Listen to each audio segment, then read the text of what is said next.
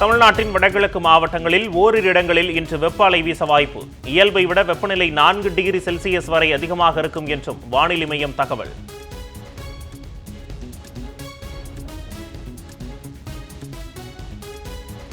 தொடர் விடுமுறையொட்டி தினசரி மற்றும் அரசு சிறப்பு பேருந்துகளில் 3 லட்சத்திற்கும் மேற்பட்டோர் பயணம்.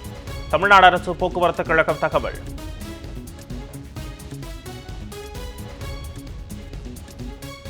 சமூக நீதியின் அடையாளமாக திகழ்ந்தவர் பி மண்டல்.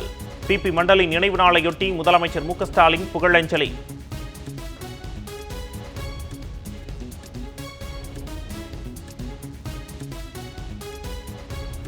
எக்காலத்திலும் சேரமாட்டேன், கூட்டணி இல்லை என வீராவேசமாக பேசி வந்த எடப்பாடி பழனிசாமி சுயலாபத்திற்காக கட்சியை பாஜகவிடம் அடக்க வைத்து விட்டதாக அதிமுக தொண்டர்கள் நிர்வாகிகள் ஆத்திரம்.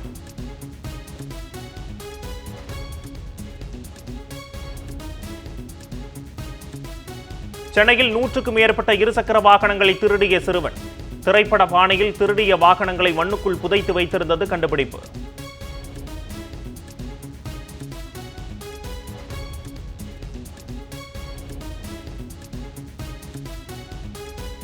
ஈஸ்டர் பண்டிகையொட்டி தமிழ்நாடு முழுவதும் நடைபெற்ற குருத்தோலை ஞாயிறு பவனி. ஏராளமான கிறிஸ்தவர்கள் பங்கேற்பு.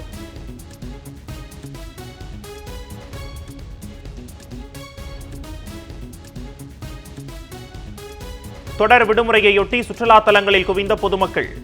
சென்னையில் கலைஞர் நூற்றாண்டு பூங்கா, கிண்டி சிறுவர் பூங்கா உள்ளிட்ட இடங்களில் அலைமோதும் சுற்றுலா பயணிகள்.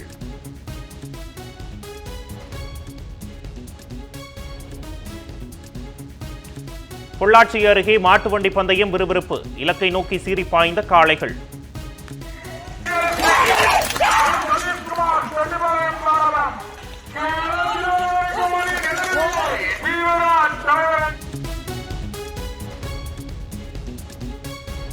நாடு முழுவதும் வெப்பத்தின் தாக்கம் தொடர்ந்து அதிகரிப்பு.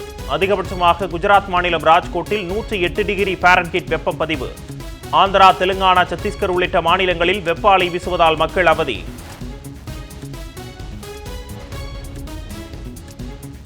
ஐபிஎல் கிரிக்கெட் தொடரில் இன்று 2 லீக் போட்டிகள். பிற்பகலில் நடைபெறும் போட்டியில் ராஜஸ்தான், பெங்களூரு அணிகள் மோதல்.